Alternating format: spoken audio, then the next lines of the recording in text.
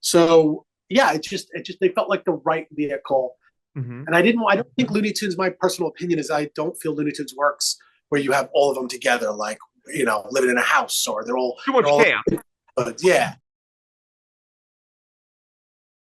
doing well, thank you. Yeah. Well, good to hear. Boy, I'll say this.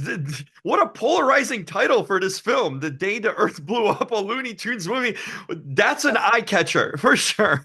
I know. I'm not gonna lie. I was surprised that we ended up with that one. So I'm glad it was attached to the film early on, and it kind of there was definitely discussions about it. But I feel like it's very much in the vein of Looney Tunes and the brand, and how Looney Tunes have always been sort of a mirror to our world in a lot of ways, Mhm. comedy and satire. 100%. And you know what? I haven't seen Looney Tunes in a while, actually. And it was interesting because I didn't realize how much adult humor's in it. I don't know, maybe it's like evolved with Looney Or Tunes and they're stuff like. made they're made for adults. They were never made for kids. They were made the original shorts were made for audiences, older audiences. Actually for all audience, but specifically just adults. They were for put in front of regular movies. Adult movies.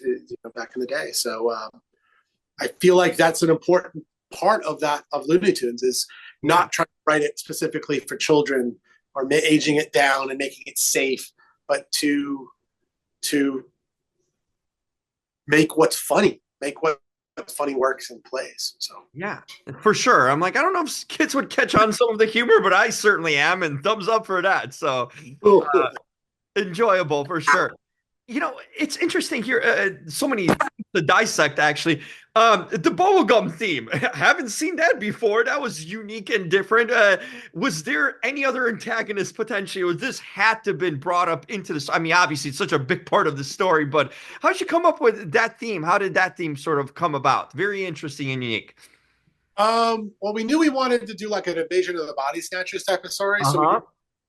agent for the infection to be spread, and we thought bubblegum would be like a rollout or an introduction to a new flavor, introducing a new flavor to the world kind of idea would be a good. And also, gum is fun. It's visually fun. You can do a lot of things with gum for Hmm. comedy and for horror. You can make it kind of spooky. It could plays different.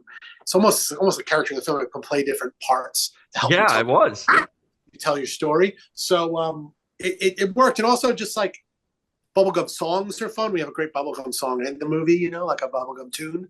Uh-huh. Um, but yeah, it was a good vehicle for us to write the story with, and it fit, and it felt universal. It felt relatable.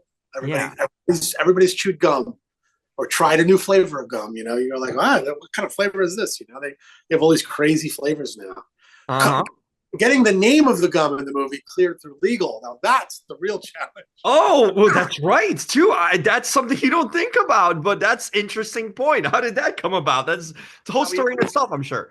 wrote lists and lists and lists of possible names, and we'd pick out our favorites and run them through legal, and they would say, lawyers love to say no, so they always say no, and then you have Uh-huh. to have a conversation. Well, what do you have to change about it? So then we talk about it. So, but but yeah, and then we actually hired this great designer, filmmaker, artist in general, Mike Mortella, to design the packaging and the lettering and all the logoing. And Uh-huh. that stuff was fun because we wanted it to feel like a real gum packaging.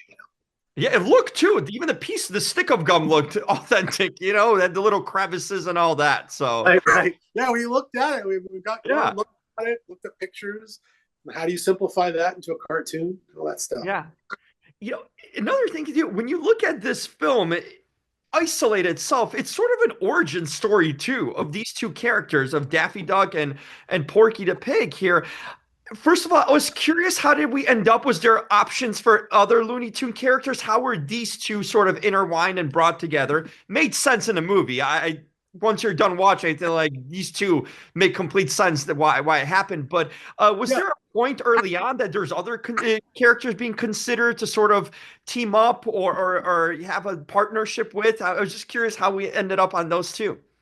So no, I always wanted to do Porky and Daffy. Okay. The main reason was is because they're kind of the only Looney Tunes characters that don't want to either kill or eat each other.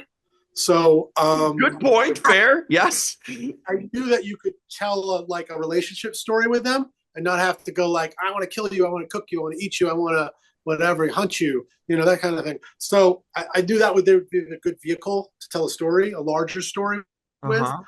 And also they're friends, and I knew I wanted to tell a sort of a buddy comedy, friendship comedy story, and I knew to tell a movie in general, any movie, I believe, but specifically Looney Tunes, people are going to think, oh, is it just, you can't just do 90 minutes of jokes. You have to have some sort of relationship or emotional core to the story to engage an audience, to invest time, connect, and invest 90 minutes and want to watch your film. So yeah, it just they felt like the right vehicle. And I don't think Looney Tunes, my personal opinion is I don't feel Looney Tunes works where you have all of them together, like, living in a house, or they're all too much chaos. Yeah, I think they individually, the relationships, Elmer and Bugs, or Sylvester and Tweety, or Porky and Daffy, I feel like individually they're perfect pairings. Yeah. Start putting them all together, it gets a little muddy. So I didn't want it to be like, oh, now Bugs is showing up, and now this. I wanted to just film a film story, a genre film too. I wanted to do sci-fi from right from the beginning. I knew I wanted to do or 50s sci-fi. I pitched it. I go, what if Porky and Daffy are in an Ed Wood movie? That's what I said in my head. Like, I wanted it to, like, what would that be? And I had this. I love old sci-fi movie posters, movies, and also the posts of artwork and everything. I had this one in my office, and I said, what if they're in that movie, this Invasion of the Saucermen? And when I pitched the film to the studio, I put them in the poster, and I said, this is the movie. Like, what is this? I want to figure out what this is, and I know I want to do X, Y, and Z. I told them, and they were like, let's start writing. So then I got going on writing. I felt like there's a little bit of a Mars Attack sort of inspiration too. Tim Burton's one of my favorite filmmakers. Huge influence. Great. I as a child, and from Pee-wee's Big Adventure all the way to Beetlejuice 2, I've followed his career. I'm influenced by I think he's a great comedic director. I think his movies are very funny, and also just visual, genius.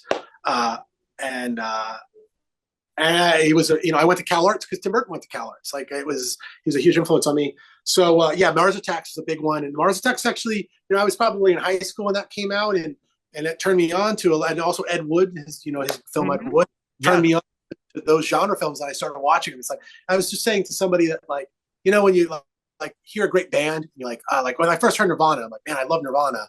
Well, who are Nirvana's influences? And then you start like, well, the Melvins and Black Flag and Pixies and all these other, and then so it's like that with a filmmaker, like, oh, I love David Lynch. Well, what does David Lynch love? He loves Billy Wilder, and he loves, you start going, and that's sort of your education on this stuff. For me, rabbit hole, yeah, rabbit hole, right? So yeah, and then everyone does that with whatever they're into. I like making cars. I like cars. Well, how does this car design this car? What else did they design? You start learning. It's like that. That's my interest, is animation and filmmaking. So yeah, that's really interesting in that sense too, because that's how we kind of, as humans, our nature is to sort of dig in deeper, when we're interested in something, to get closer to it, to make a connection, and sort of get the origins of it. You want to keep experiencing that connection. Yes, 100%. You mentioned the emotional core. I thought it got me in the first 5 minutes. The Farmer Jim character, I think the way the passing sort of was done, and when he finds them sort of around, surrounded by all these wolves as babies, like, you got at the heartstrings immediately. And I think when you talked about that connection about these characters, like, they were sort of isolated in this origin story with Farmer Jim, but it hits you at the core. I thought it was like such a sad beginning to this, and you understood why they're so entwined together, because they were left together basically. Was that sort of the core of it too, to sort of hit the viewer immediately in that heartstring? Because it did with me. I was like, wow, I'm invested, and it's sad, sort of what happened, and want to root for him.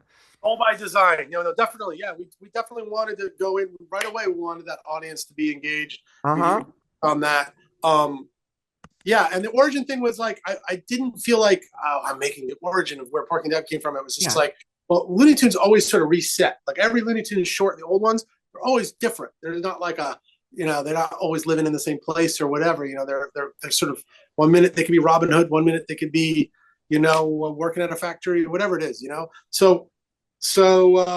But yeah, we knew we wanted to show sort of their upbringing to get the audience invested, and we created this Farmer Jim character, this sort of fatherly, relatable figure of almost like a Santa Claus. It's almost like a fatherly kind of.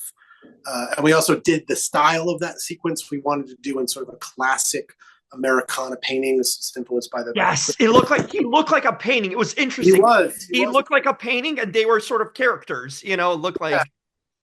So we wanted to play with style that way and have a very warm feel to it. Yeah. Oh, I understand it now. I picked up on them. Like he has a reflection of a painting too, and sort of mythical being, which was great in that sense. As I let you go here, are you planning to do more of this? I thought it was great. I enjoy.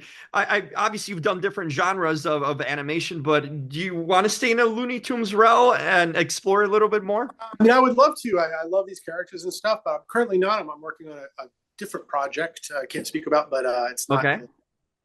I will say it's not Looney Tunes based. Okay, but it's animation, I'm guessing. Animation, yes, it is animation. Yeah. Perfect.